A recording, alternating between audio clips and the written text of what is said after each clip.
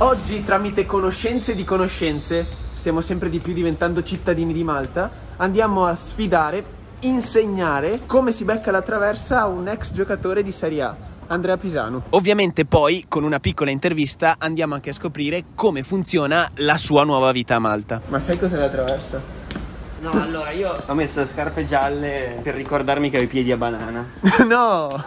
Tra l'altro siamo a Tigne Point, un gran bel posto tutto completamente nuovo, diciamo che è la zona figa residenziale multietnica di Malta. Una sorta di city life milanese. Buongiorno! Come stai? Sempre video. Sei pronto? Con gli scarpini in mano mi piace. Sei pronto? Sì, carichi. Oh madonna, siete subito già sul Sì, subito sul pezzo. Un caffè. Sì, Caffè. Campo sintetico, siamo sopra un palazzo tra i palazzi. E intanto abbiamo un professionista. Iniziamo il riscaldamento, siamo nel campo dello Sliema Wanderers, squadra di Serie A maltese, di Premier League. E la cosa interessante è che su 450.000 abitanti, 54 squadre. Oh, qui inizia la competizione, Cross Barciale. Che su YouTube andava 5 anni fa.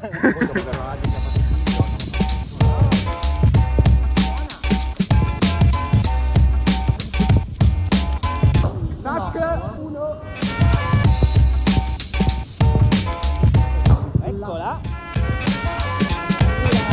Siamo due.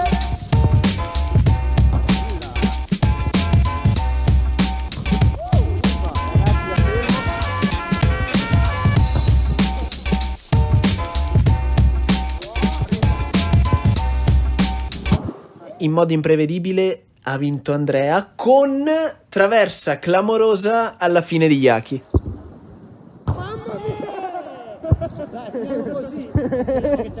E la chiudiamo così! La realtà qui come Allora, la verità è che negli ultimi 5-6 anni sono cresciuti molto qua. Cioè quando sono arrivato io, ti dico, per dire il campionato, le strutture e tutto l'ambiente poteva essere paragonato a una Serie B bassa, Serie D bassa, scusa. Ok. E invece adesso, secondo me, le prime 4-5 squadre se la giocano in Serie C per andare su. Hanno avuto anche, cioè quest'isola ha avuto un boom economico clamoroso. Cioè, adesso tu la vedi così, ma 6 anni fa era diversa, cioè, hanno avuto una crescita incredibile su tutto. Lì c'è il porto di Mano Island e già ci sono gli yacht clamorosi, ma gli yacht quelli veri. Se vai a Valletta e ti affacci dall'altra parte c'è un altro porto. Lì hanno costruito un porto dove non ci possono stare le barche, perché qua non ci stanno. Quindi hanno costruito un porto apposta per gli yacht quelli... Ma è la zona più bella comunque? No, allora, questa? Questa perché hanno provato anche a investire in altri posti più al centro, perché magari costeranno di meno e fare delle robe favolose, però lo straniero vuole stare qua. Perché qua, allora tu immagina che qua 15 anni fa non c'era niente, zero, era uno scoglio.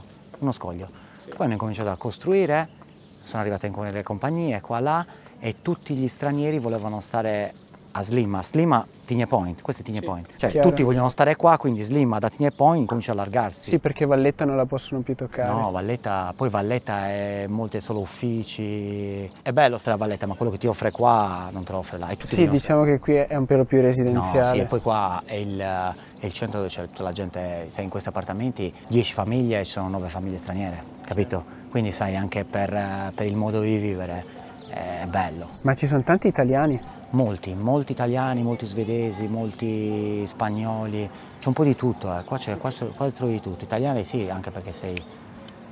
Ma il costo della vita, cioè, che tu abbia notato, perché... Il costo della vita è esploso.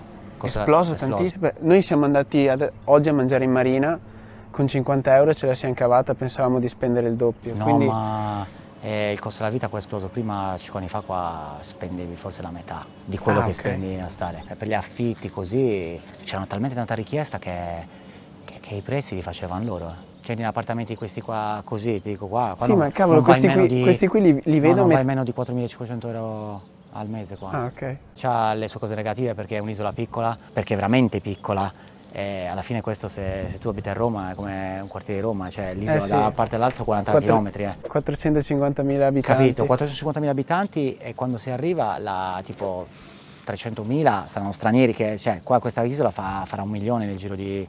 solo che non c'è spazio. Allora io mi sono fermato qui, ti dico la verità, io mi sono fermato qui, io dovevo fare solo di passaggio, quindi gioco un anno, ok, poi finiamo, quando finisco di giocare... Beh, la vita si sta bene. Abbiamo detto, vabbè, mia moglie, quest'anno ci fermiamo, smetto di giocare, che si fa? Si torna in Italia o si sta qua? Io volevo stare un anno e cercare di recuperare tutto il tempo che avevo non dedicato ai bambini e alla famiglia, quindi andando in giro, ritiri, contro ritiri, abitando da una parte. E allora ho detto, va bene, dai, prendo un anno completamente off, voglio stare con voi, basta, non calcio, non voglio sentire niente, voglio stare con voi. Stiamo qua, bene, bellissimo, sembrava una vacanza molto lunga, solo che poi dopo 5-6 mesi dici, ok, adesso... Bene, domani mattina vado a correre, ho capito, l'ho fatto già 7 volte.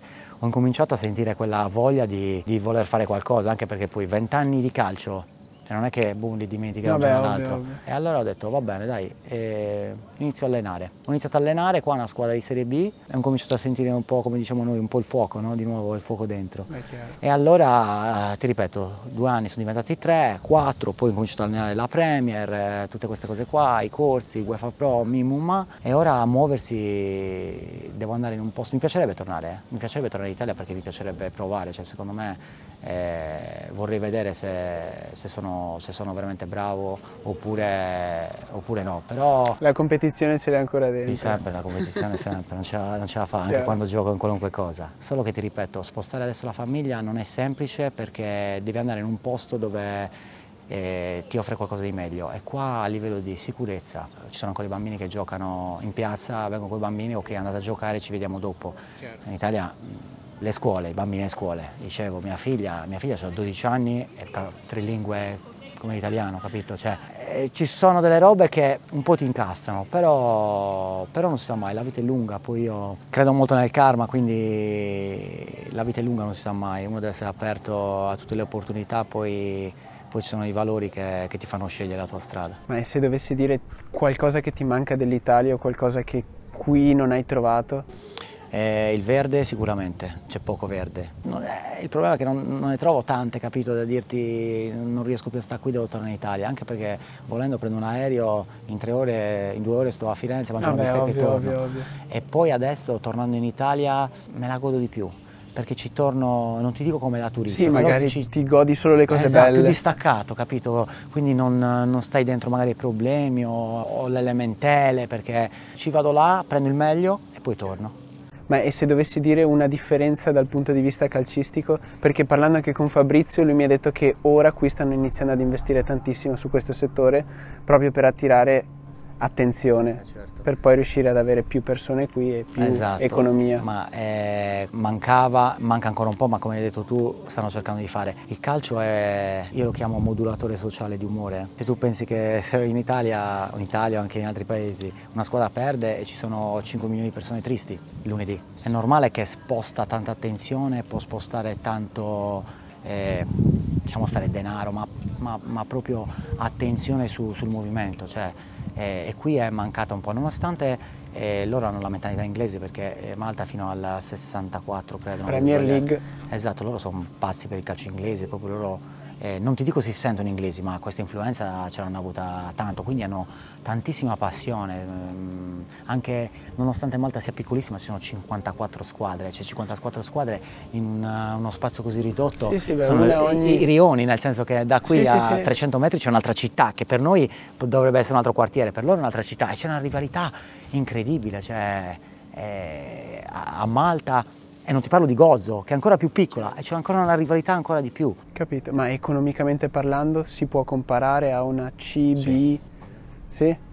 Quindi ci sono sponsor, ci sono sponsor, ci sono presidenti che hanno disponibilità, ci sono degli investitori che magari investono sì nel calcio, ma perché magari, che ne so, un costruttore e quindi, capito, investe nella squadra di calcio di quella determinato, certo, poi c'è, perché magari deve costruire un palazzo, capito cosa ti voglio dire? Sì. Cioè una squadra di Serie C per salvarsi deve usare intorno ai 2 milioni, qua con 2 milioni e qualcosa fai una squadra per vincere. E poi cosa c'hanno qua? Che non hanno un paese grande come il nostro. Qui lo Slima, vinciamo il campionato, e noi, il presidente doveva andare a Ginevra per i sorteggi Champions League. Fiorentina arriva settima e il presidente sta a casa. Chiaro. Capito cosa ti voglio Sì, dire? sì, no, Cioè, qui puoi avere il prestigio di giocare uno dice, sai che c'è? l'accesso alla... Ma chiunque, uno dice che sono proprietario della squadra di Serie D, a parte vabbè se ho l'azienda, la squadra della mia città, ma allora provo, invece di investire 2 milioni là, investo 600 qua, magari sì, poi mi trovo lo sponsor. Arrivo quarto, bravo, arrivo quarto, vado a fare l'Europa League. Chiaro. Poi appena l'Europa League ho già recuperato tutti i soldi e poi vai. Quindi anche i giocatori, magari prendi i giocatori e li rivendi, perché il mercato qua si sta aprendo, cioè stanno arrivando, ma stanno anche andando via i giocatori, quindi la gente lo sta guardando con una maniera diversa ed è bello, fortunatamente è bello, dai. Da quel che ho visto arrivando dall'aeroporto cambia anche molto più vai fuori dalla città. Tante zone ancora lasciate lì e comunque povertà, tra virgolette, poi non so effettivamente come chiamarla. Ti dà il senso di qualcosa di lasciato lì. Sì, ti dà la sensazione lì. Un po' di, che ti posso dire, non di antico, un qualcosa esatto, magari non curato. Sì, ma proprio pesantezza come... Sì, anche, ma questo lo dà anche magari i colori delle vecchie abitazioni, sono quelli bruciati dal sole, la pietra maltese che è il blocco diverso dal nostro mattone, sono possenti. Te lo dà. Però ci sono ancora delle zone dove volere o non volere sono ancora lasciate così come sono e sono molto caratteristiche, cioè per dire anche Gozo, di Slima non c'entra niente, Gozo non si può più costruire più di 3 piani, quindi sono ancora le case così, non puoi fare, ci sono ancora molte restrizioni a Gozo, finirà anche là, perché prima o poi arriverà anche là. Capito. Un consiglio che daresti a una persona A che vuole iniziare nel mondo del calcio e B che vuole venire qui a Malta e magari aprirsi a nuove opportunità? Allora, parto dalla seconda, per quelli che vogliono venire a Malta sicuramente devono venire con tantissimo entusiasmo e non pensare che sia facile, non è facile da nessuna parte. Qui è meglio venire già con un curriculum, già con delle professionalità o riesci a partire da zero? Riesci a trovare e partire da zero, solo che sono in tanti quelli che magari arrivano e dicono vabbè vado a Malta perché è facile e poi magari rimangono scottati perché la competizione anche qui è tanta, devi essere pronto soprattutto piano piano a evolverti e tenere il passo. Molti arrivano qua, quindi la novità e vanno subito sulla cresta dell'onda, poi diciamo un po' si adagiano e subito dopo ce ne sono altri 4-5 che prendono il tuo posto, quindi capito, devi essere sempre là, se ti vuoi stabilire devi essere sempre là. Questa però è la terra d'opportunità, nel senso che un giorno lavori da una parte. Beh, qui mi hanno detto che creano 10 aziende ogni giorno, quindi effettivamente di il giorno lavoro dopo cambi lavoro, cioè così lo trovi, non è, dice voglio stare a Malta, voglio lavorare, non passa una settimana che non trovi un altro lavoro, qualunque esso sia, cioè che sei nell'informatica o che sei nel betting o che sei nella ristorazione, qualunque cosa. Quindi il consiglio che do è cioè venite ma belli motivati, e invece per quelli che iniziano a calcio seguire i propri sogni. Io ho avuto la fortuna di realizzare veramente il mio sogno, che era quello di giocare a calcio, di giocare in Serie A, e non c'era nient'altro. Non è che avessi un piano B, io proprio sono stato catapultato dentro quel sogno là. Non mollate alle prime difficoltà, oppure perché viviamo in un mondo purtroppo dove a volte tutto viene facile, a volte tutto sembra dovuto, sembra, come diciamo, oro all'inizio, però a volte ti crea false aspettative e per arrivarci devi lottare ogni giorno, devi anche subire sconfitte morali o buttare giù bocconi amari, perché non è semplice. Se uno trova la sua strada ed è felice con quello che fa e riesce a dare il massimo, io dico sempre che non è mai sconfitto. Non può essere soltanto bravo che arriva primo e quindi il secondo è un loser, ma se uno riesce a dare il massimo, se uno riesce ad andare oltre i suoi limiti, io dico che il nostro vero challenge non è contro le altre squadre o contro gli altri giocatori, il nostro vero challenge è contro noi stessi. Quando tu riesci ad avvicinarti ai tuoi limiti o magari superarli, hai già vinto, hai già vinto. Grazie mille. Ma che scherzi. Veramente è stato un piacere. Piacere mio, veramente. Andiamo, dai. Vamos. Guarda, ti faccio vedere questo perché adesso sono io a fare il cicerone. Questo è un bar, c'è John, che è un amico, e lui è impazzito per i cosi. Forza Azzurri, very good. Friend. This is my friend. Nice to meet you. Hello. Riccardo. How are you? All right. John is the best guy in Slima. He's crazy for football, he doesn't understand nothing, but it's okay. So you're Italian? We are Italian. We're going to look Italian. Shut up, vai. Vai. They say yeah. Ci vediamo in questi giorni, dai. They say yeah. Forza Fiorentina. Fiorentina lui. Ciao John, grazie. Ciao. No, è fantastico. Gli ho portato un paio di sciarpe, lui è pazzo scatenato, non so perché ti fa la Fiorentina, è clamoroso. Poi anche con la storia, i ragazzi qua pensano di venire a imparare inglese, ma i genitori mica lo sanno che quando, quando tornano sanno tipo soltanto... Ma l'alcol aiuta, Excuse me, another drink. Imparano quello. Domanda scomodissima, se dovessi dire qual è la squadra dove vorresti tornare? O da dirigente, da allenatore, perché l'ambiente ti è piaciuto o ce l'hai nel cuore? Allora, 3 te ne devo dire, perché una sarebbe troppo e ti spiego anche perché. Una, vabbè, Cagliari, perché il Cagliari, tra virgolette, mi ha regalato il sogno di entrare dentro un campo di Serie A ed è sempre casa, anche se sono andato via prestissimo.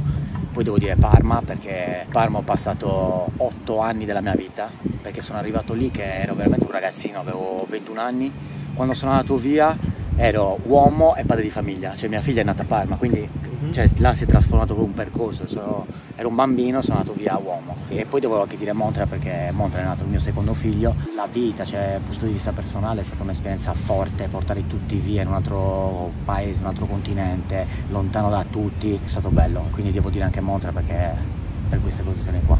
Grazie mille. Cosa stai dicendo? Andrea, grazie mille. Andrea. Ciao. Basta. Dell'Arias. Bellissimo, tanta roba. Oh, grazie mille. State bene. Grande. Grazie mille veramente. Buona giornata. Ringrazio ancora Andrea, iscrivetevi e noi ci vediamo alla prossima avventura.